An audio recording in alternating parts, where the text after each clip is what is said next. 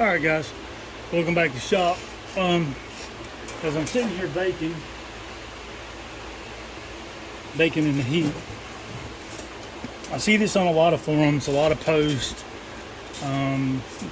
People, want to know about the Egan straight shot versus the bark box. However, I don't have a comparison running. I do have some mufflers here, just to give somebody an idea if they're looking to purchase one. I strongly recommend them. The Egan straight shot. It's the only mufflers that I personally run and put on customer saws.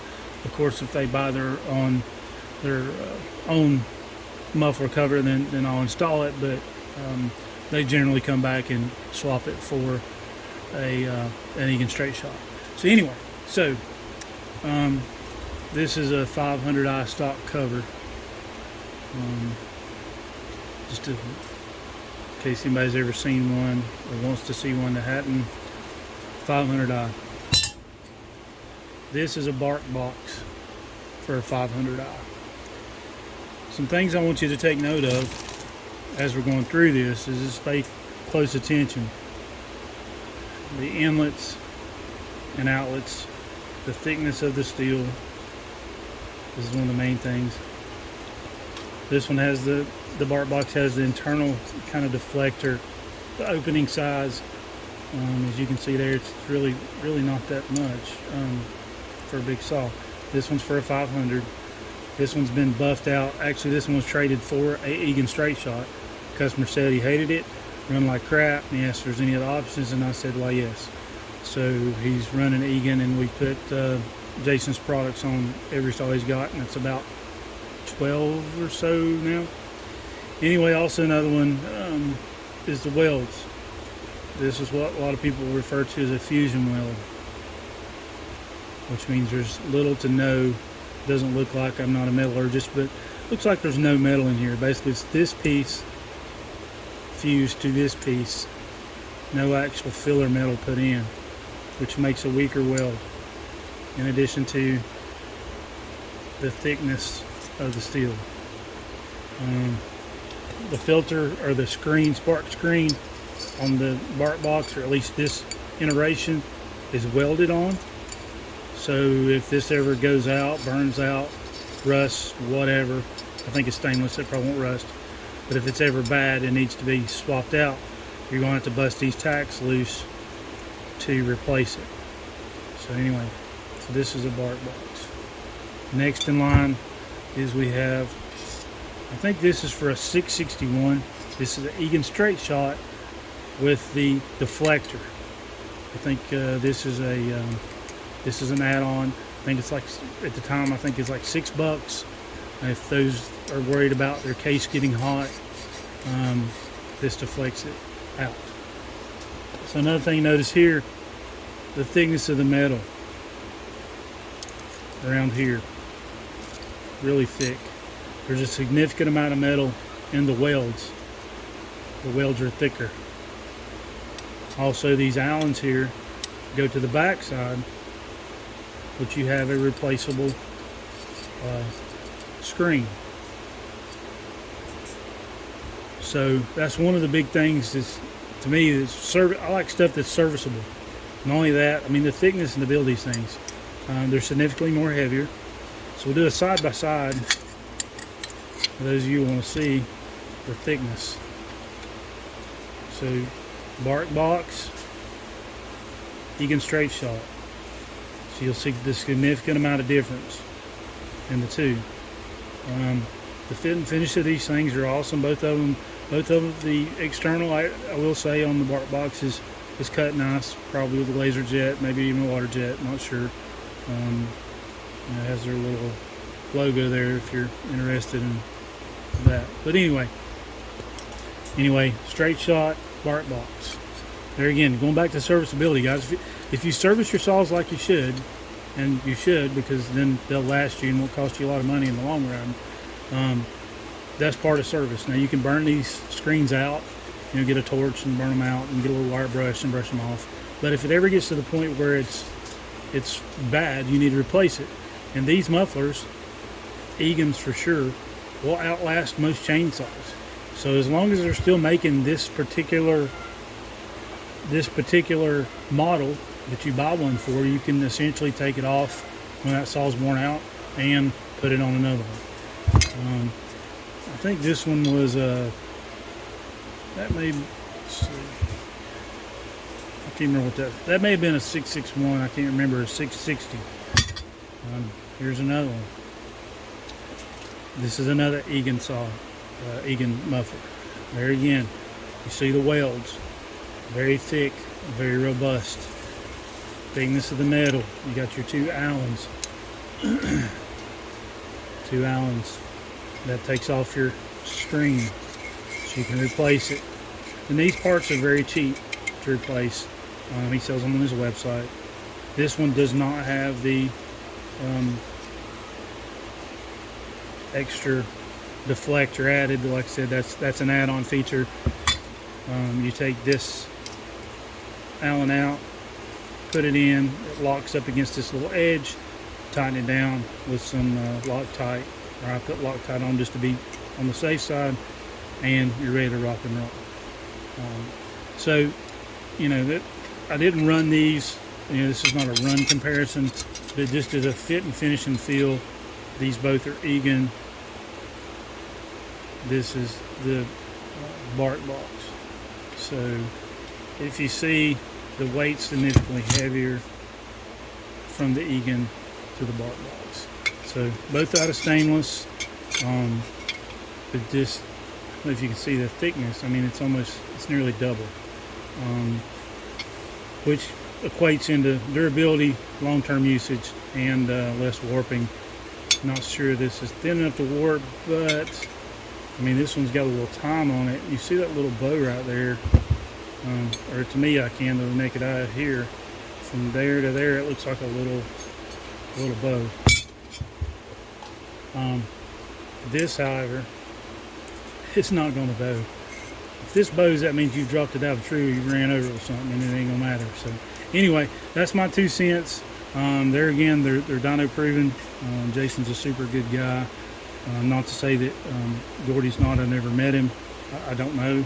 But as far as the products go, I think that the proof is you know, is very tangible at this point.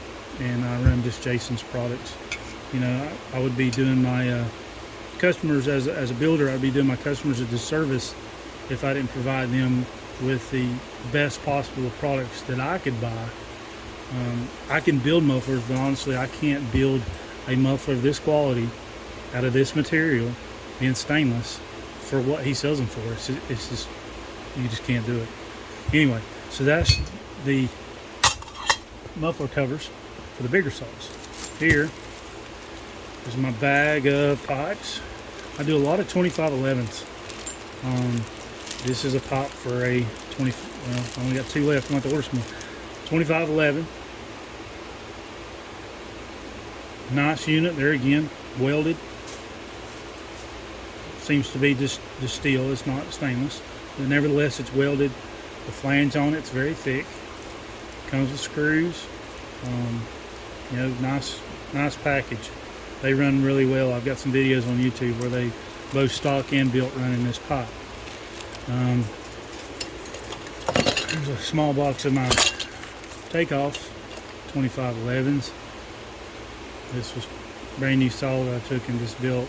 A lot of times it's easier for me to pick this up and build it and ship it than it is for somebody to ship me their saw if they're in the market for a new one. And you can see the hole there, significantly larger, and the exit. And then your Egan here, stock here. So significant difference from the two. Even, let's see, I had a modified one here somewhere. No, it's probably in another box. Anyway, I don't run the 2511s with the stock exhaust because stock exhaust sucks. This portion here that on the front side is the opposite of the exhaust, and it's super narrow right here. So it's super restrictive. This corner gets really hot inside the saw. I'm talking really hot. this little radius, because it necks down. It comes out of the exhaust here and then necks down. So there's an extreme amount of heat built up right here. Heat and two-strokes don't go. I mean, it don't fly. I'm telling you. So anyway, so that's the comparison between the 2511s. This is just ones that I have laying around. They were handy to do a quick video because I'd seen some posting recently. And you know, there again, thickness of the metal, significant. I mean, they're built like a tank. So without adding too much unwanted weight, you know, there's a good blend of durability versus weight. So I think he had that in mind when he developed these. But a good job. Like I said, super good guy. I strongly recommend his products. It is the only products that I will buy and install unless the customer has, you know, already bought it and just really insists on putting on the bark box. But like this one, they got that on the shelf after them seeing posts, forums, dyno results, forming their own opinion, whatever. Basically said it sucked and he wanted something that would last on his new saw. So he brought it back in and we swapped him out, and this just lives on the shelf as a paperweight. You know, I think the concept might be good, but I think the final product could really use some work, in my opinion. But there again, who am I? I'm just a lonely little saw builder out in the middle of nowhere. But anyway, thanks for stopping in, guys. I appreciate you. Like and subscribe. I've noticed on the analytics that I get in more into this YouTube business that I have 3,000 and 4,000 views, but only a small percentage actually like and subscribe. So, you know, if you would just like and subscribe, it'll help the channel out. We've got some new things coming down the chute. It's kind of top secret squirrel stuff right now, but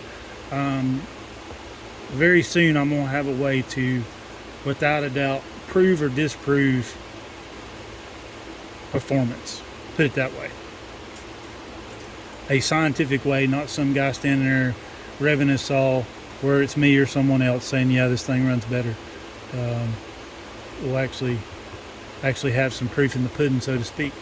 But anyway, so be on the lookout for that. I think it's going to bring a lot of good content and an extra service I can add to the shop to give people a peace of mind that, or a peace of mind that people building saws, there are some legitimate folks out there that are in search of the most power versus reliability, and there's not just a bunch of hacks out there grinding and just going blind and you know, blind grinding and without knowing what they're doing to an extent and having an end goal.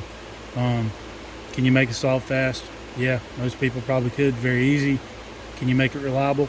You know, that's another thing. I think there's a fine line there, and when that line gets blurred, you have catastrophic events, and that's what we don't want when we build saws as a saw builder. So that being said, stay tuned. There'll be some good stuff coming down the pipe, and I'll try to get back on some builds as the heat will allow me. But it is 102 degrees in here right now with the fans going, so it's rough, and about 80% humidity. So yeah, a little warm here in the south. But anyway, appreciate it, guys. Like and subscribe, and I'll see you on the next one.